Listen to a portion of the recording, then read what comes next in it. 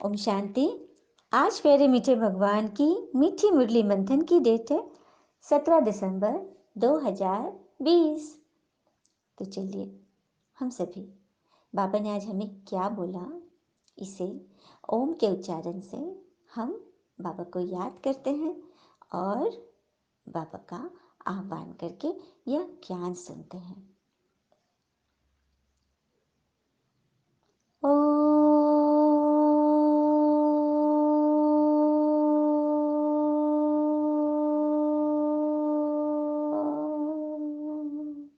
शांति।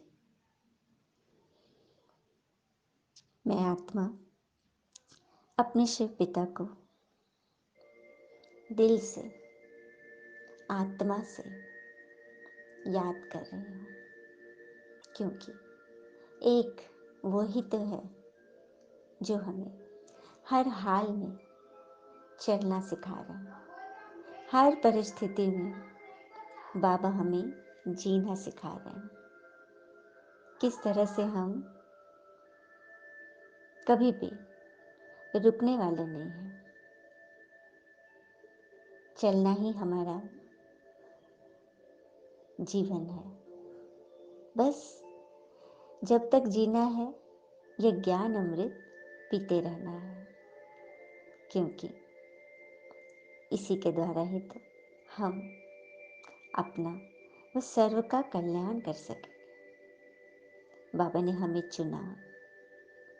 बाबा रोज रोज हमें पढ़ा रहे हैं, लायक बना रहे हैं, ताकि हम उनकी मदद कर सकें।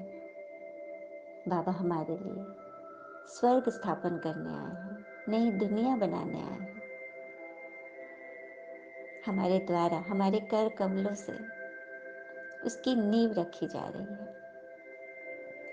अब हमें सोचना है ना कि जब कोई इंसान हमारी मदद करता है तो हम उसके लिए कितना तत्पर हो जाते हैं, उसके लिए कुछ भी करने को तैयार होते हैं। तो यहाँ स्वयं भगवान हमारी रोज रोज मदद कर रहे हैं, तो क्या हम उनके लिए खड़े नहीं हो सकते? तो सभी को मुरली ज़रूर सुननी है। ये मुरली ही है जो भगवान की प्रेम पाती है हमारे लिए। एक पत्र है जो भगवान हमसे कहना चाहते हैं।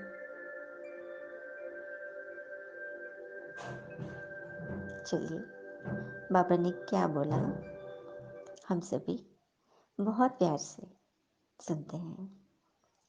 बाबा ने कहा, सद्गुरु आया है तुम्हारी ऊंची तकदीर बनाने, तो तुम्हारी चलन बहुत बहुत रॉयल होनी चाहिए। सद्गुरु आए हैं हमारी ऊंची तकदीर बनाने, तो हमारी चलन बहुत बहुत रॉयल होनी चाहिए। कैसे? हम किसी भी बात में फंसे नहीं। हम भल हमारे पास पैसे न भी हो, फिर भी हमारी आत्मा एकदम अमीर हो, संतुष्ट हो, हर बात में मतलब बिल्कुल बेफिक्र बादशाह, किसी बात की उसे फिक्र न हो, हमेशा सदा खुश रहे, क्योंकि ऊंची तकदीर बन रही है। भगवान आए हैं। प्रश्न, ड्रामा का कौन सा प्लान बना हुआ है, इसलिए किसी को भी दोष नहीं दे सकते? उत्तर, ड्रामा में इस पुरानी दुनिया के विनाश का प्लान बना हुआ है। इसमें कोई का दोष नहीं है।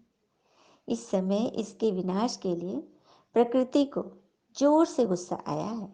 चारों ओर अर्थक्वेक होगी, मकान आदि गिरेंगे, फ्लड होगा, अकाल पड़ेगा।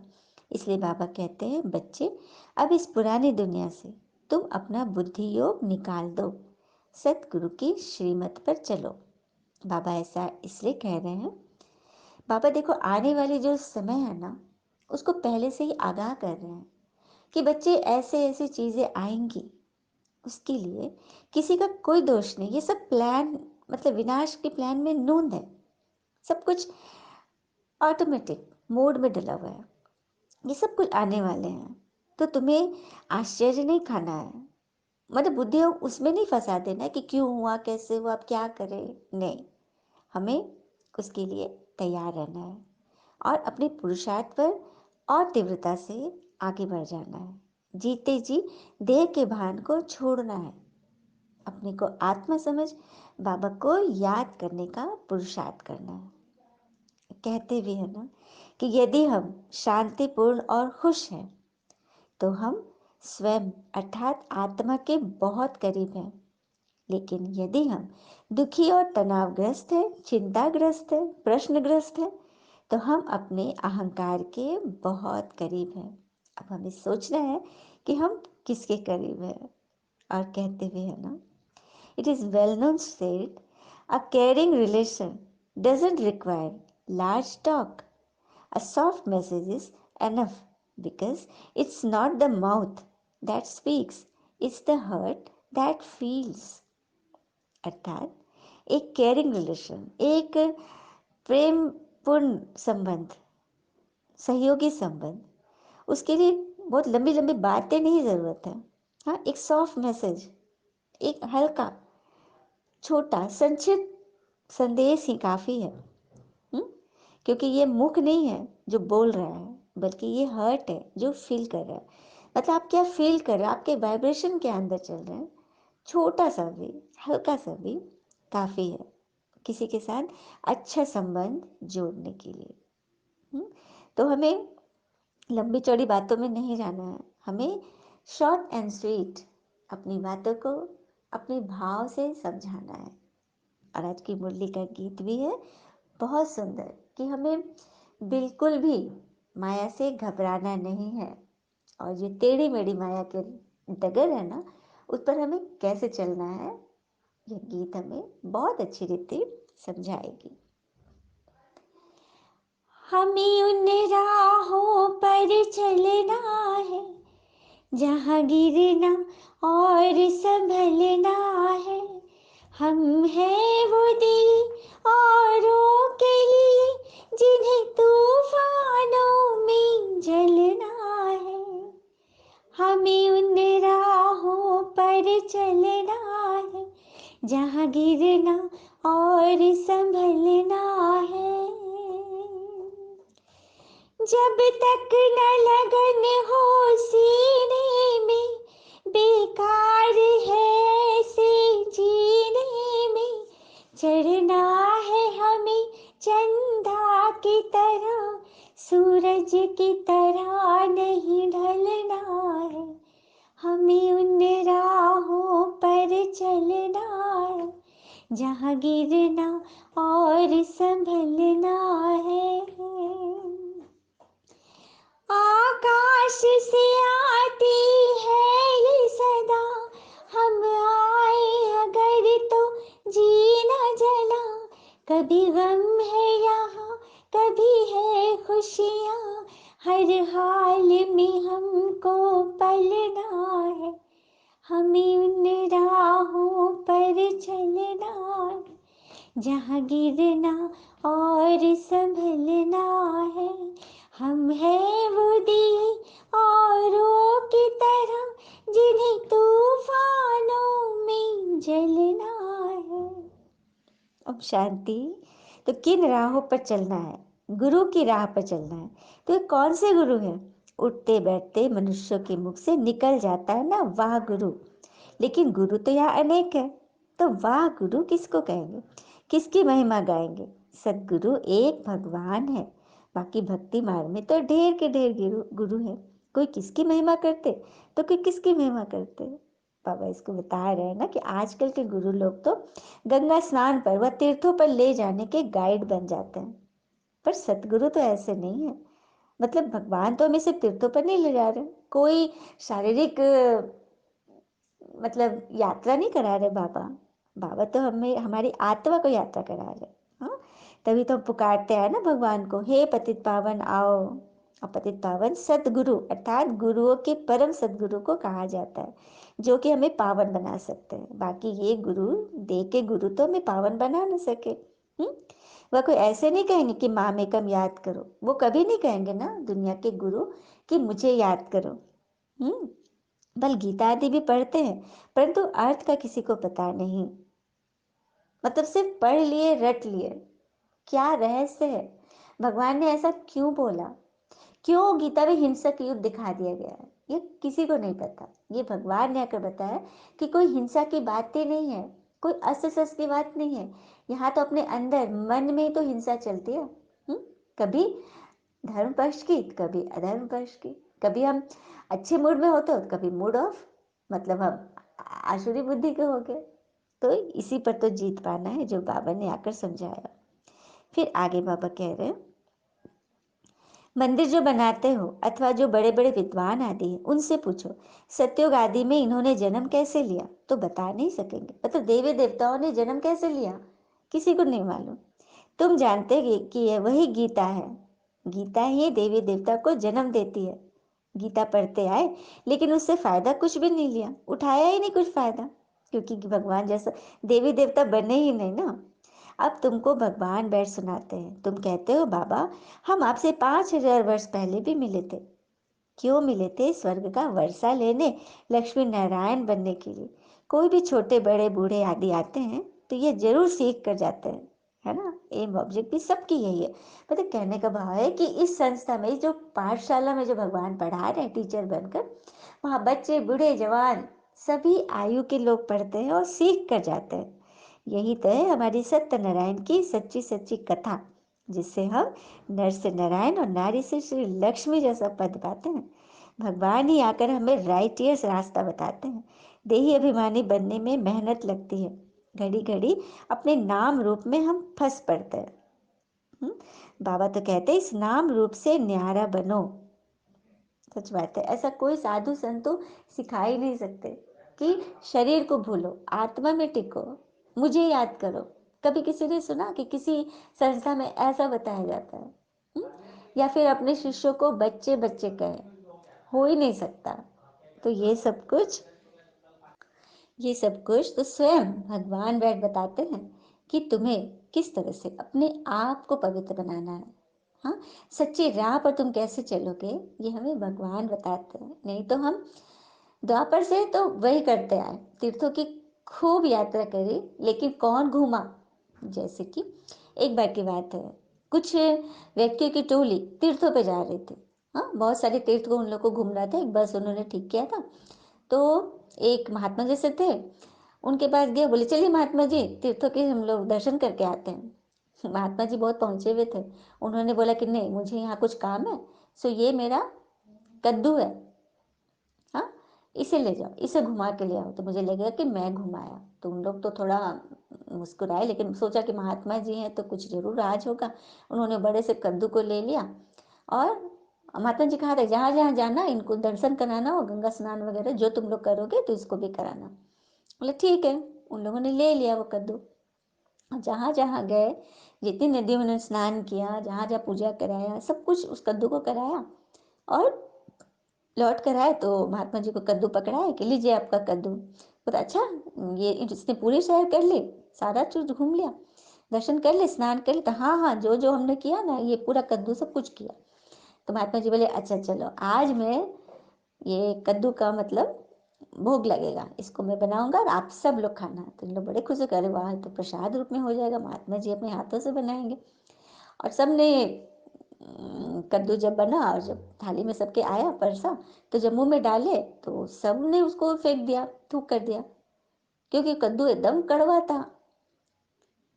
तो सब लोग आश्चर्य हो गए कि महात्मा जी ये कद्दू ऐसा, तो मुझे पता है ये कद्दू बहुत कड़वा था, लेकिन मैंने सोचा कि तीर्थों पे जा रहे हो, स्नान दान करेंगे, दर्शन करेगा तो शायद ये मीठा हो जाएगा, लेकिन ये तो हुआ नहीं। तो समझ में आया बात? बात यह है कि हम कितना भी तीर्थ आदि कर ले, यदि मन में कड़वाहट है तो वो सिर्फ स्नान करने से, मतलब शारीरिक क्रिया करने से उसमें कोई फर्क नहीं पड़ने वाला। पढ़ना है तो आत्मा को स्नान कराओ, यह कहने का बात है, जो कि भगवान यहाँ में सिखाते हैं।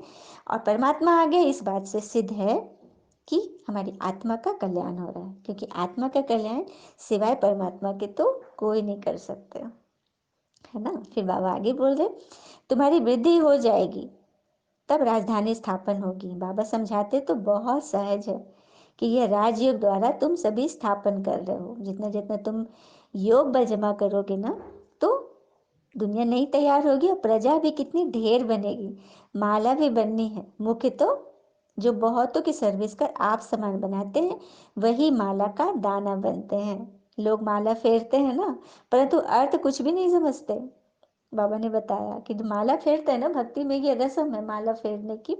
तो किन की माला फेरते हैं? माला के मण के कौन है? ये वही है जो अभी पुरुषार्थ करके सर्विसेबल बने हैं, कईयों को भगवान का परिचय देते हैं और सबका कल्याण करते हैं। पैगंबर, मैसेंजर आदि आप ही हो।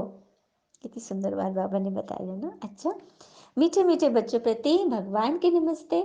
हम बच्चों की भी प्यारे शिव पिता को नमस्ते।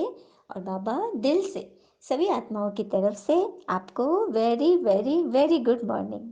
धारणा के लिए मुख्य सार है। पहली पॉइंट, इस देह के नाम रूप से न्यारा होकर देही अभिमानी बनना है। ऐसी चलन नहीं चलनी है जो सतगुरु की निंदा हो। मैंने देह के नाम रूप से न्यारा, वैसा कद्दू नहीं बनना है कि खूब हमने मुरली भी पढ़ी, ज्ञान भी सुनाया, हाँ, लेकिन अपने मन को नहीं धोया, अपने प्रश्नों से उपराम नहीं हुए। दूसरी पॉइंट, माला का दाना बनने के लिए बहुतों को आप समान बनाने की सेवा करनी है। मतलब अब राजा ही स्थापन हो रही है, राजगद्दी मिलेगी, तो प्रजा भी तो तैयार होनी है। जितनों को आपने सुनाया, कोई एक बार भी सुन लिया तो वो आपकी प्रजा में आ जाएगा। तो इसीलिए आपको तैयारी करनी है, आंतरिक खुशी में रहना है। हम राजाई लेने के लिए पढ़ रहे हैं। यह पढ़ाई है नर से नारायण बनने की, मतलब ये पढ़ाई ही है देवता बनने की। चलिए हम सभी बाबा से वरदान लेते हैं। बाबा ने हमें किस तरह से वरदान दिया, हम इसे समझते हैं। बाबा ने कहा, कल्याणकारी वृत्ति द्वारा सेवा करने वाले सर्व आत्माओं की दुआओं के अधिकारी बनो। कल्याणकारी वृत्ति द्वारा सेवा करने वाले सर्व आत्माओं की दुआओं के अधिकारी भव।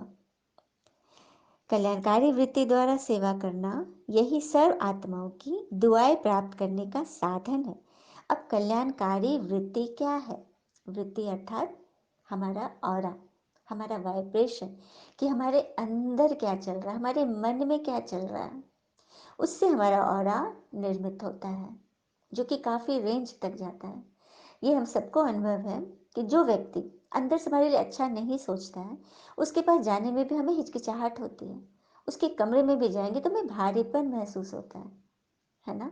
तो ये होता है, उसने सोच सोच कर, वो कुछ नहीं बोल रहा है, मुख से बहुत मीठा बोल रहा है, लेकिन फिर भी हमें अच्छा नहीं लग रहा वहाँ पे। कारण वही है क्योंकि वो अंदर से हमारे लिए अच्छा नहीं सोच रहा है, उसकी वृत्ति सही नहीं है, कल्याण वाली नहीं है। इसीलिए बाबा बोल रहे ना, कल्याणकारी वृत्ति अर्थात जो अंदर वो बाहर, कहना सोचना करना सब एक समान हो, तभी आत्माओं की दुआ मिलेगी। जब लक्ष्य रहता है कि हम विश्व कल्याणकारी हैं, तो अकल्याण का कर्तव्य हो नहीं सकता। जैसा कार्य होता है वैसी अपनी धारणाएं होती हैं। अगर कार्य याद रहे तो सदा रहमदिल, सदा महादानी बनेंगे। अपना कार्य याद रखना अर्थात ईश्वर ने हमें क्या समझाया, ईश्वर हमें किस लिए पढ़ा रहे हैं, क्यों हमें इतना लायक बना रहे हैं, क्यों हमें इतना भरपूर कर रहे हैं बाबा। कुछ ना कुछ तो राज होगा ना। तो नई दुनिया स्थापन होनी है हमारे कर कमलों द्वारा, इसे सदा ध्यान रखें तो सदा रहमदिल, सदा महादानी बनेंगे। और उस आत्मा के प्रति जास्ती रहम रखना है जो अपने मन के वश में है, मतलब माया के वश में है। हर कर्म वो ठीक करती है, लेकिन किसी आत्मा को देखकर वो एकदम विपरीत कार्य करती है, एकदम उल्टा सुल्टा बोलती है, ग्लानि करती है। इसका अर्थ है कि कुछ ना कुछ वहां पर कुछ गहरा, कुछ राज छिपा है, कुछ हिसाब है, कुछ अकाउंट्स, कोई फाइल्स खुले हुए हैं, जो वो आत्मा भी हेल्पलेस है। तो उस वक्त आप भगवान को याद करें जब आप भी हेल्पलेस होगे, क्योंकि आपकी वाणी वहाँ पे कुछ काम नहीं करनी और आपका मन भी फंस रहा है, गुस्सा आ रहा है। वहाँ पर भगवान को याद करें, उन्हें सौंप दे सब कुछ।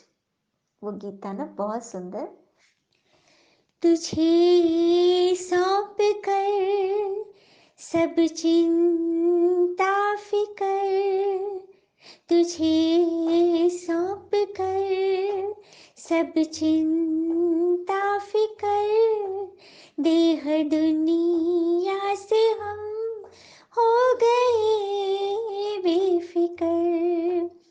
खिवैया मेरी नैया तेरे हवाले, तेरे हवाले, तुझे सौंप कर सब चिंता फिकर, देह दुनिया से दूर हो गए बेफिकर। कितना प्यारा गीत है ना। तो बस सब कुछ भगवान को सौंप दे और कल्याणकारी वृत्ति से, निमित्तपन के भाव से हम आत्माओं की दुआओं के अधिकारी बने। तो स्लोगन दिया हुआ बने, साधनों की आकर्षण साधना को खंडित कर देती है। मतलब कभी भी किसी व्यक्ति, वस्तु, वैभव के आकर्षण में नहीं आना है। हमें सिर्फ और सिर्फ एक ईश्वर पर भरोसा रखना है, सबको लेके चलना है, लेकिन आश्रित नहीं होना है, अपनी साधना को खंडित नहीं करनी, क्योंकि इसी के बल पर हम नई दुनिया जो स्थापन करते हैं। अच्छा, ओम शांति। शुक्र है मीठे बाबा, वो बाबा के प्यारे प्यारे बच्चे। Thank you Baba. All is well always. ओम शांति।